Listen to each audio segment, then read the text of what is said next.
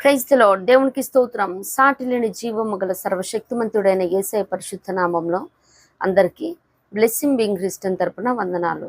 మరి మన meditations on the cross లో భాగంగా ఈరోజు a day between Christ crucifixion and his resurrection, Yesayya సిలువ వేయబడిన దినమునకు పునరుత్థాన దినమునకు మధ్య రోజు.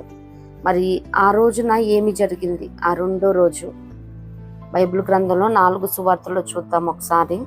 మరి దీనికి చూసినట్లయితే మత్తయి సువార్త 27వ అధ్యాయము 62వ వచనం నుండి 66 వచనాల్లో మనం చూసినట్లయితే, మరునాడు అనగా సిద్ధపరచు దినమునకు మరుసటి దినమున ప్రధాన యాజకులను పరిసయ్యులను పిలాతునొద్దకు కూడి వచ్చి, అయ్యా, ఆ వంచకుడు సజీవుడై ఉండినప్పుడు 3 దినములైన తరువాత నేను లేచిదనని చెప్పినది మాకు జ్ఞాపకమున్నది.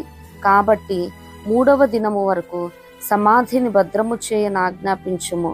వాని శిష్యులు వచ్చి వారిని ఎత్తుకొని పోయి ఆయన మృతులలో నుండి లేచినని ప్రజలతో చెప్పుదురేమో. అప్పుడు మొదటి వంచన కంటే కడపటి వంచన మరి చెడ్డదై ఉండినని చెప్పిరి. అందుకు పిలాతు, కావలి వారున్నారు కదా, మీరు వెళ్ళి మీ చేతనంత మట్టుకు సమాధిని భద్రము చేయడని వారితో చెప్పెను.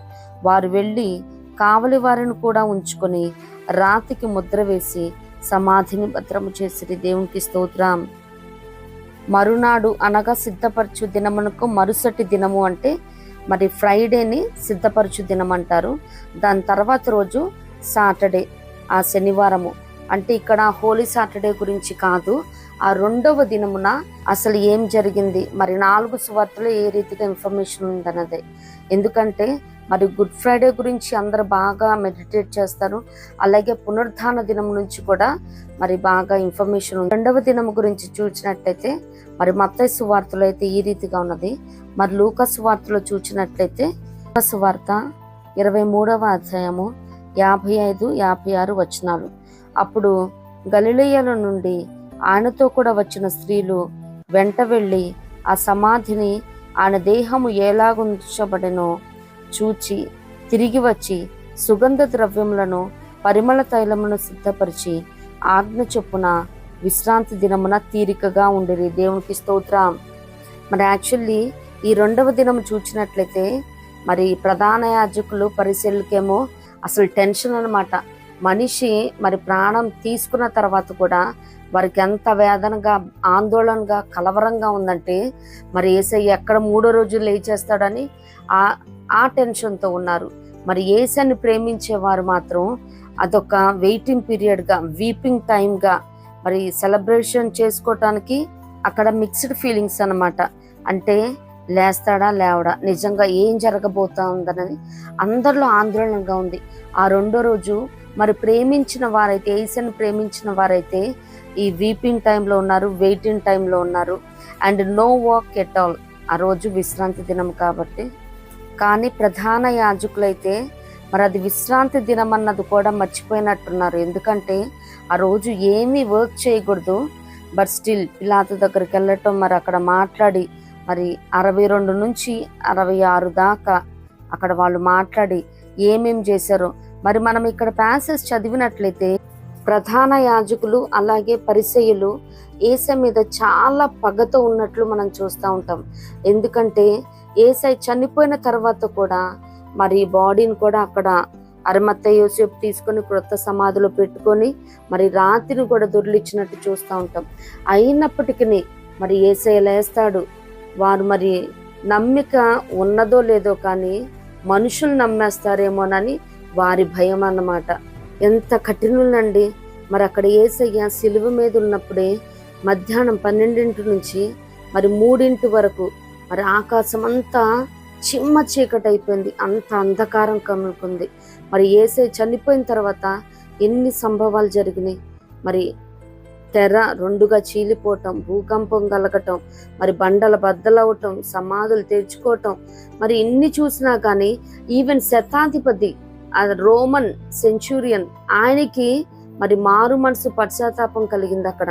మరి అక్కడ ఆయన స్టేట్మెంట్ మనం చూసినట్లయితే శతాధిపతి అలాగే వారితో కావలి ఉన్నవారు కూడా, అప్పుడు దేవాలయపు తెర పైనుండి క్రింది వరకు 2గా చినిగెను, భూమి వణకెను, బండలు బద్దలాయను అని అక్కడ చెప్తూ, అక్కడ శతాధిపతియు అతనితో కూడా యేసునకు కావలి ఉన్న వారును భూకంపమును జరిగిన కార్యములన్నిటినీ చూచి మిక్కిలి భయపడి నిజముగా ఈయన దేవుని కుమారుడని చెప్పుకొనిరి. దేవునికి స్తోత్రం.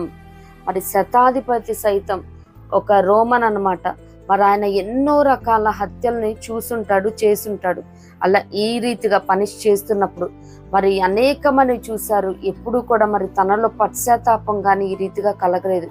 కానీ యేసుని చూసినప్పుడు అన్యుడైనప్పటికీ తనను నమ్మి ధన్యుడైనట్టు మనం చూస్తూ ఉన్నాము. యేసయ్య మరణం తర్వాత మరి భూమి ఏ రీతిగా కంపించిందో అవన్నీ చూసిన తర్వాత శతాధిపతిలో మంచి మార్పును మనం గమనించగలుగుతాం. అయితే ప్రధాన యాజకులు మరి ఆ దేశంలో ఉన్నారు కదా, వీరు కూడా పరిచయులు, వీరికి మాత్రం కొంచెం కూడా మరి నమ్మిక కానీ కనికరం కానీ లేనే లేదు. మరి యేసయ్యని వాళ్ళు చంపారని వాళ్ళు ప్రౌడ్గా ఫీల్ అవ్వచ్చేమో, కానీ యేసయ్య తనంతట తానే తన ప్రాణాన్ని ఇచ్చినట్టు మనం చూస్తూ ఉంటాం. మరి యోహాను సువార్తలో చూస్తాం కదా, అక్కడ యోహాను సువార్త 10వ అధ్యాయము 18వ వచనం చూసినట్లయితే, ఎవడునూ నా ప్రాణము తీసుకొనడు, నా అంతట నేనే దాన్ని పెట్టుచున్నాను, దాన్ని పెట్టుటకు నాకు అధికారము కలదు, దాన్ని తిరిగి తీసుకొనుటకును నాకు అధికారము కలదు, నా తండ్రి వలన ఈ ఆజ్ఞ పొందితినను. దేవునికి స్తోత్రం. ఇక్కడ మరి ఈ ధ్యానాంశాన్ని చదువుతున్నప్పుడు ఒక్కటే అనిపించింది, మరి యేసే బతుకున్నంత కాలం వాళ్ళ భయంతోనే బతికినట్టున్నారు. యేసే చేసే అద్భుతాలను కానీ సూచక్రియలను కానీ మరి అనేకులు యేసేకి ఆకర్షించబడటం కానీ, మరి మా సామ్రాజ్యాలు ఎక్కడ కూలిపోతాయి అని రోజు భయంతో బతికారు. మరి యేసయ్య ఇప్పుడు సెకండ్ డే మరి తన శవ శరీరం మరి ఆ సమాధిల తోటలోనే ఉంది. బట్ అయినప్పటికీ వారికి ఎంత భయంగా ఉందంటే, నిజంగా లేచేస్తే ఈ జనమందరూ యేసయ్యనే నమ్ముతారు అనుకున్నారేమో. మరి అంతకు ముందు రోజు అసలే నిద్ర పట్టుండదు. మరి మరునాడు గబగబా హుటాహుటన వచ్చేసారు. మరి అక్కడ పిలాతుతో మాట్లాడటం, మరి అక్కడ మీకు ఇష్టం వచ్చింది చేసుకోండి అన్నట్టు ఆయన చెప్పటం, మరి వాళ్ళు వచ్చి భద్రము చేశారంట. ఎలా? ఆ రాతికి ముద్ర వేసి సమాధిని భద్రం చేసిరి. యాక్చువల్లీ అది మరి విశ్రాంతి దినం, వారు ఏ పని చేయరు, అయినప్పటికీ ఇక్కడ పని చేయటం చూస్తూ ఉన్నాం. వాళ్ళు వైలేట్ చేస్తూ ఉన్నారు. మరి ఇక్కడ లూకాసు వార్తలు చూసినట్లయితే అక్కడ స్త్రీలైతే లూకాసు వార్త 23వ అధ్యాయము 54, 55, 56, ఆ దినము సిద్ధపరచు దినము, విశ్రాంతి దినారంభము కావచ్చును. అప్పుడు గలిలయ నుండి ఆయనతో కూడా వచ్చిన స్త్రీలు వెంట వెళ్ళి ఆ సమాధిని ఆయన దేహము ఎలాగుంచబడినో చూచి తిరిగి వచ్చి సుగంధ ద్రవ్యములను పరిమళ తైలములను సిద్ధపరిచి ఆజ్ఞ చొప్పున విశ్రాంతి దినమున తీరికగా ఉండిరి. దేవునికి స్తోత్రం. అంటే అక్కడ అరిమత్తయి యోసేపు గారు మరి ఆ దేహాన్ని తీసుకొని, యేసయ్య దేహాన్ని ఆయన కొత్తగా తొలిపించుకున్న దాంట్లో పెట్టించుకోవటం మనం చూస్తూ ఉంటాం. మరి అక్కడ ఉన్న స్త్రీలు కూడా వెళ్ళి మరి వారు సండే వెళ్ళాలి కాబట్టి ఆ శరీరానికి పూయటానికి కావాల్సినవి అన్నీ సిద్ధపరచుకునే ముందు మరి ఎక్కడ పెట్టారు ఏంటి లొకేషన్ చూసొచ్చి, మరి తెల్లారితే సాటర్డే విశ్రాంతి దినం, ఏ పని చేయకూడదు కాబట్టి అప్పుడే వారు కావాల్సిన దేహానికి మరి ఏమేం కావాలో సుగంధ ద్రవ్యాలు పరిమళ తైలం కూడా సిద్ధపరచుకున్నారు. అలాగే శనివారం ఆజ్ఞ చొప్పున విశ్రాంతి దినమున తీరికగా ఉండటం చూస్తా ఉన్నాం. దేవునికి స్తోత్రం. ఇక్కడ లూకాసు వార్తలో చూసినట్లయితే మరి యేసయ్య పునరుద్ధానం అవ్వక ముందు దాకా మరి ధర్మశాస్త్రం ప్రకారము ఆచరించబడింది మరి ఈ లేఖనంగా మనం చూస్తా ఉన్నాము. యేసయ్య సిలువ వేయబడిన మరుసటి రోజు మరి అందరిలో చాలా ఆందోళన ఉంది, కలవరం ఉంది. ఆయనను ప్రేమించిన వాళ్ళేమో ఏడుస్తూ ఉన్నారు, కానీ వర్క్ లేదు కాబట్టి అంత కామ్గా క్వైట్గా ఉండటం మనం చూస్తూ ఉన్నాము. కానీ ప్రధాన యాజకులకి అలాగే పరిశీలకి నెమ్మది లేదు ఆ దినము. కానీ అందరిలో ఉన్న ఒకే ఒక డౌట్, ఈయన నిజంగా లేస్తాడా లేవడాని. ఇవేమి చూడని మనం నమ్మాము. యేసయ్య చెప్పినట్టు చూచి నమ్మిన వారి కంటే చూడక నమ్మిన వారు ధన్యులమయ్యాము. ఇట్టి కృప ప్రభు మనందరికి అనుగ్రహించును గాక. కృప మనందరికి తోడైండును గాక. ఆమేన్.